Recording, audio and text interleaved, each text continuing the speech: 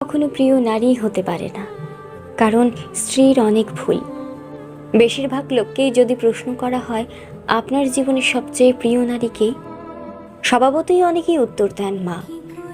কেউ বলেন মেয়ে, কেউ বলেন বোন, কেউ বা বলেন নানি, কারণ সে তাকে কোলে পিঠে করে মানুষ করেছে।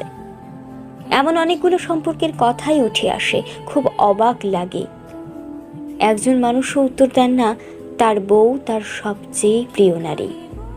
আসলে বাঙালিদের সমস্যা, বউকে ভালোবাসি বললে মান সম্মান চলে যাবে, লোকে বউ পাগল বলবে, বউয়ের কাছে ছোট হয়ে যাবে, অথবা বাকি পুরুষদের সামনে হেডাম কমে যাবে।